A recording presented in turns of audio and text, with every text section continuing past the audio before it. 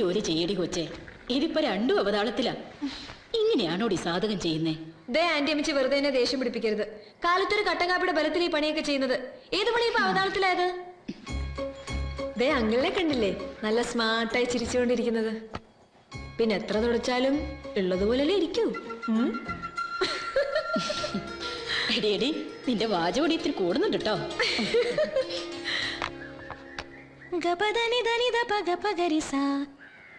ഇതിലെന്താ ഇപ്പൊ കുഴപ്പം?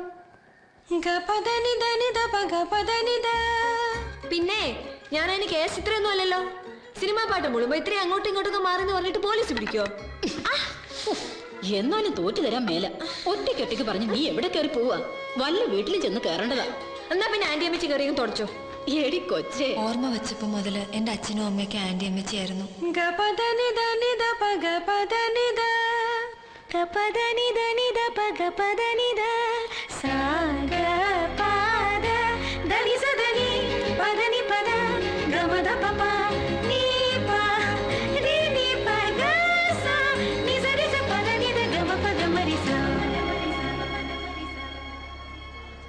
സണ്ണിച്ചാനും രജിച്ചാനും ഒക്കെ എപ്പോഴും എന്നെ വഴക്ക് പറയും.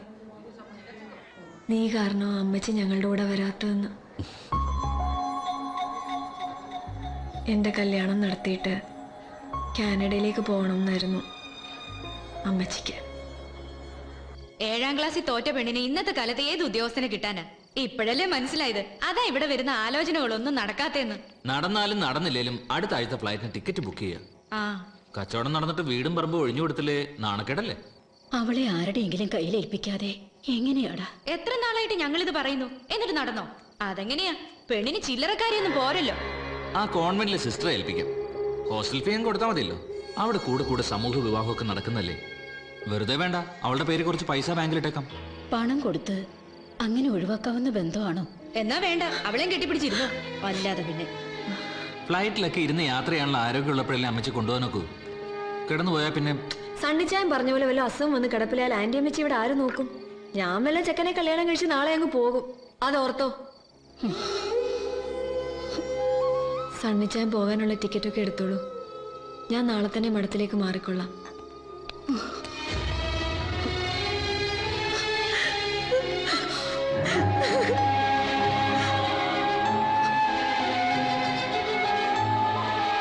അധിക ദിവസം മഠത്തിൽ കഴിയേണ്ടി വന്നില്ല. എനിക്ക് വേണ്ടി ഒരുക്കപ്പെട്ടിരുന്ന ആള് എന്നെ തേടി വന്ന പോലെ. സാർ അവധിക്ക് വന്നപ്പം ആന്റി അമ്മച്ചോട് ഈ ആലോചനയൊന്ന് സൂചിപ്പിച്ചതാ. ചെക്കന് നാട്ടിൽ വേണ്ടപ്പെട്ടവരാരും ഇല്ലെന്ന് കേട്ടപ്പോ പുള്ളിക്കാരത്തി അതങ്ങ് വേണ്ടാന്ന് വെച്ചു. കുട്ടി പാടുമെന്നറിഞ്ഞപ്പം സാറിന് വീണ്ടും ഒരു നിർബന്ധം. ഞാനൊരു പാട്ടുകാരനൊന്നുമല്ല.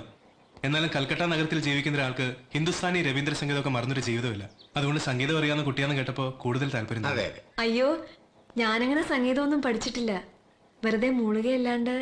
വേണ്ട, ഇനി പഠിച്ചിട്ടില്ലെങ്കിൽ സാരമില്ല. ആളെ നേരിട്ട് കണ്ടപ്പോ സംഗീതത്തെക്കാൾ എനിക്കിഷ്ടമായി. ടാഗോർ ഗീതാഞ്ജലി പറഞ്ഞിട്ടുണ്ട്, ജേഗാൻ ഗായത്തെ ആശ അമർ ഹോനി ഷേഗാൻ ഗാവ കേബോലി ഷൂർ ശോദ അമർ കേബോൽ ഗായത്തെ ഛ. ബംഗാളിയാ. ഈ വരികൾ നമ്മുടെ കോഴിക്കോട് അബ്ദുൽ ഖാദർ പാടിയിട്ടുണ്ട്. ഞാൻ പാടാനോർത്തൊരു മധുരിത ഗാനം പാടിയതില്ലല്ലോ, ഞാൻ പാടിയതില്ലല്ലോ എന്ന് പറഞ്ഞ പോലെയായി ഇപ്പൊ എന്റെ കാര്യം. ആ സംസാര രീതിയാകാം പെട്ടെന്ന് ഞങ്ങൾക്കിടയിലെ അകലം കുറഞ്ഞതുപോലെ. വീണ്ടും തനിച്ചല്ലെന്നൊരു തോന്നൽ. നല്ല കക്ഷിയാ. ഇതുവരെ റെഡിയായില്ലേ? വേഗം ആവട്ടെ, ബോസ് അവിടെ വെയിറ്റ് ചെയ്യാ. നമ്മൾ എവിടെയാ ചേട്ടാ പോകുന്നത്? അതൊക്കെ പറയാം. അതിനു മുമ്പ് ഒരു നല്ല മലയാളി മങ്കയെ പോലെ ഇതങ്ങോട്ട് ഫിറ്റ് ചെയ്യും. ആഹാ, മുല്ലപ്പൂവാ. മുല്ലപ്പൂ ഇവിടെ കിട്ടുമില്ലയോ എന്ന് ഞാൻ ചോദിക്കാനിരിക്കായിരുന്നു. അതാണ് മനസ്സ് വിചാരിച്ചപ്പോ സാധനം കൈ കിട്ടിയേ. വേഗം ആവട്ടെ, ഒരുങ്ങി ഇറങ്ങും. ഞാൻ കാണിച്ചില്ലേ കഴിഞ്ഞ ദിവസം ഇവിടുത്തെ ഒരു വലിയ 5 സ്റ്റാർ ഹോട്ടല്? അവിടെയാണ് നമ്മൾ ഇന്ന് കിടക്കുന്നത്.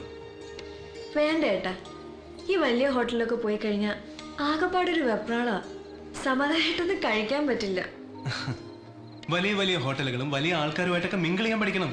നമുക്കൊരു ഗ്യാസ് സ്റ്റവ് വാങ്ങി നാഴിയരിയിട്ട് തിളപ്പിച്ചാൽ 2 നേരം നല്ല സുഖമായിട്ടുണ്ണ. അതൊക്കെ നമ്മളൊരു വീട്ടിലോട്ട് മാറി. Hello, yes boss.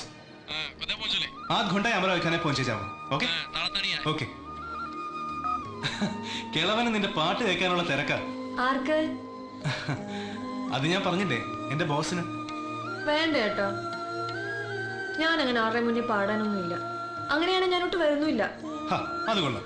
നമ്മൾ ഇന്നലെ പോയി നൈറ്റ് ക്ലബിൽ പാടുകയും ഡാൻസ് ചെയ്യുകയും ചെയ്യുന്ന പെൺപിള്ളേരെ കണ്ടില്ലേ നീ? അവരൊക്കെ ഇവിടെ കോളേജിൽ പഠിക്കുന്നവരാ. എത്രയാ സമ്പാദിക്കുന്നതെന്ന് അറിയാമോ? അയ്യേ, ഈ നാണോ മാനോ വിറ്റ് നടക്കുന്നവരെ കുറിച്ചൊക്കെ നമ്മൾ എന്തിനാ അറിയുന്നേ?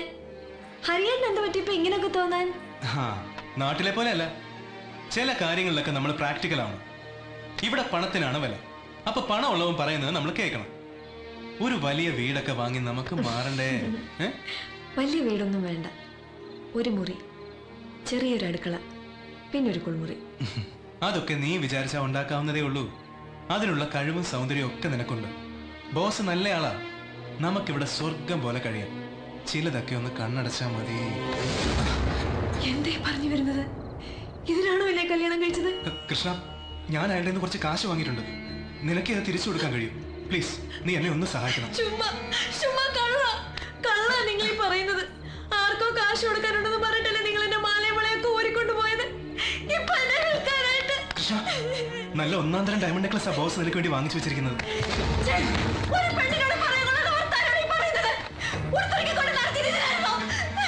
കൃഷ്ണ, മര്യാദക്ക് റെഡിയാവോ? നീ എന്റെ സ്വഭാവം മാറ്റില്ലേ?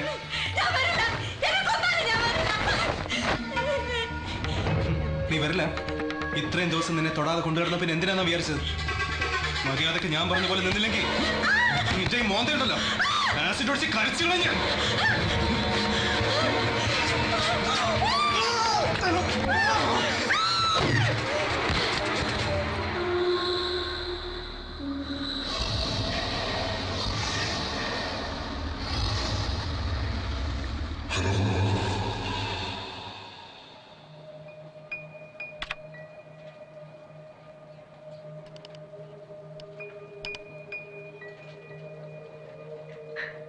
ഒന്നോ രണ്ടോ ദിവസം ബോധമില്ലാതെ ആ കിടപ്പ് കിടന്നതാ.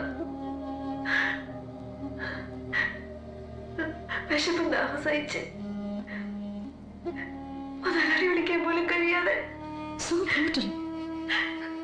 അമ്മച്ചിയുടെ പണത്തിലെ ഫോൺ നമ്പർ എഴുതിയ ബുക്ക് ഞാൻ അറിയാനാണ് മാറ്റി. എത്ര പെൺകുട്ടികളാ നാട്ടിൽ നിന്ന് ഇങ്ങനെ ചീറ്റ് ചെയ്യപ്പെട്ട് ഇവിടെ വന്നടിയുന്നേ. ജോലി ഓഫർ ചെയ്തും കല്യാണം കഴിച്ചിട്ടുണ്ടോന്നൊക്കെ. കല്യാണം കഴിഞ്ഞിട്ട് ഒരാഴ്ചയോളം കൂടെ താമസിച്ചിട്ടും ഒരിക്കലും ഞങ്ങൾ ഒരുമിച്ച് ഉറങ്ങിയിട്ടില്ല. ആർക്കോ വേണ്ടിട്ടെന്നെ Really so bad. What is she telling? No idea. Smita, what's it? They never had any sexual relationship in their marriage. It's like he was keeping her ready for someone else. Oh, it's really like a story. സ്വന്തം ഭർത്താവിൻ്റെ identity പോലും തിരിച്ചറിയാതെ അയാൾ തന്നെ cheat ചെയ്ത് ഭാഷയും ദേശവും എന്നറിയാതെ ഉള്ള ഒരു ഒറ്റപ്പെടൽ. ഒരു പെൺകുട്ടിക്ക് ആത്മഹത്യ ചെയ്യാൻ ഇതൊക്കെ പോരെ കാരണങ്ങൾ? നീ എന്താ ഇത് വെച്ച് വല്ല സ്റ്റോറിയും ചെയ്യാൻ പോവാണോ? യാ, ഒരു സ്റ്റോറി ചെയ്താലോ എന്നാ. ഒരു ഡോക്യുഫിക്ഷൻ മാതിരി. എന്തൊക്കെയോ ചില സത്യങ്ങൾ എൻ്റെ ക്യാമറയുടെ മുമ്പിൽ വന്ന് പെട്ടതുപോലെ. ഒരു പോസിറ്റീവ് തോട്ട്. അല്ലെങ്കിൽ പിന്നെ ഞാൻ എന്തിനാ ഈ പെൺകുട്ടിയുടെ പുറകെ ഇങ്ങനെ മൊബൈലും പിടിച്ചോണ്ട്? So many accidental coincidence. അതല്ലേ ദുർഗാപൂജയുടെ സമയത്ത് ക്യാമറയുടെ മുമ്പിൽ അവരൊന്ന് പെടാനും ഞാൻ അയാളുടെ ബോഡി ഐഡൻറ്റിഫൈ ചെയ്യാനൊക്കെ ഒരു ഇൻവെസ്റ്റിഗേറ്റീവ് റിപ്പോർട്ടിംഗ് സ്റ്റൈലിൽ. അല്ലെങ്കിൽ നമ്മൾ നേരത്തെ പറഞ്ഞ പോലെ ഒരു ഡോക്യുഫിക്ഷൻ മാതിരി. ഒരു സ്റ്റോറിക്ക് നല്ല സ്കോപ്പ് ഉണ്ട്. ഡിജിറ്റൽ ക്യാമറ വെച്ച് കുറച്ചുകൂടെ ക്വാളിറ്റിയിൽ ഷൂട്ട് ചെയ്യും. That's quite usual. ഇതിങ്ങനെ റോ ആയിട്ട് ഇതാകുമ്പോൾ ഒരു ചേഞ്ച് ആയിരിക്കല്ലേ. നീ എന്നെ ഒന്ന് ഹെൽപ്പ് ചെയ്യണം. എന്താ കോള്? സെക്രട്ടറിങ്ങളിപ്പോ കൈയൊഴിഞ്ഞ പോലെയാ. അവൾ ഇനിയും വല്ല കുഴപ്പവും കാണിച്ചാ പുള്ളി കുടുങ്ങുമെന്നുള്ള പേടിയാ. തൽക്കാലം ഒരു അറേഞ്ച്മെന്റ്സ് ആകുന്നവരെ നിങ്ങളുടെ ഫ്ലാറ്റില് അവളെയും കൂടി ഒന്ന് അക്കോമഡേറ്റ് ചെയ്യണം. ആ അത് കൊള്ളാലോ. അത് ശരി. ഹേയ്, ഒരു സർവന്റിനെ പോലെ മതി. അപ്പൊ കംപ്ലീറ്റ് ആയിട്ട് അങ്ങ് ഏറ്റെടുത്തിരിക്കുകയാണല്ലേ? ഒരു പെണ്ണിന് ഇങ്ങനെ ഒരു അവസ്ഥയില് നമ്മളും കൂടി ഉപേക്ഷിച്ചാലോ?